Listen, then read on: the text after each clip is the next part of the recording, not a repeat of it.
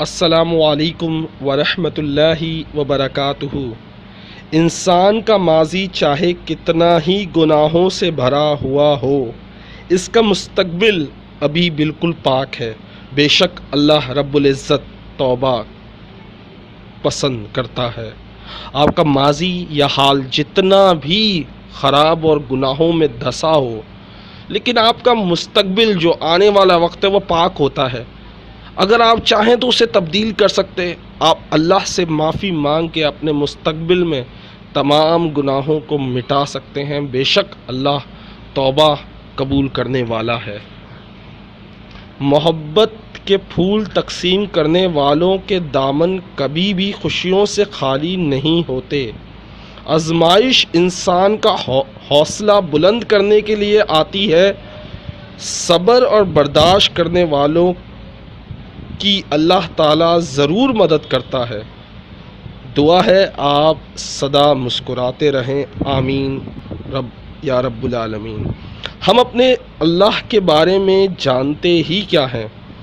جب فجر کی نماز چھوڑ کر بھی نیند کا مزہ لیا جا رہا ہو تو اس وقت ہمارا مہربان بےحد پیار کرنے والا رب انتہائی محبت سے ہمیں دیکھ رہا ہوتا ہے کہ آخر کب میری محبت میرے اس بندے میں غالب آئے گی اور یہ صرف اور صرف میری محبت میں اٹھ کر نماز ادا کرے گا۔ اگر تم نے واقعی شکر ادا کیا تو میں نے تمہیں اور زیادہ دوں گا۔ اگر تم واقعی شکر ادا کرو تو اللہ تعالیٰ کیا کہتا ہے؟ میں تمہیں اور زیادہ دوں گا۔ اگر تم نے ناشکری کی یقین جانو میرا عذاب بڑا سخت ہے۔ اس سے مراد کیا ہے کہ اللہ کی ناراضگی بھی ناشکرا پن کا وجہ بن سکتی ہے۔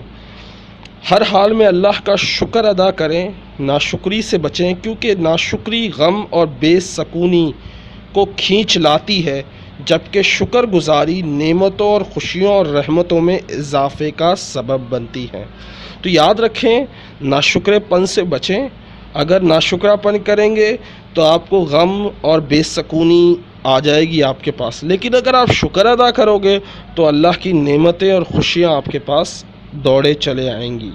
امید کرتا ہوں یہ ویڈیو آپ کو پسند آئی ہوگی۔ السلام علیکم ورحمۃ اللہ وبرکاتہ۔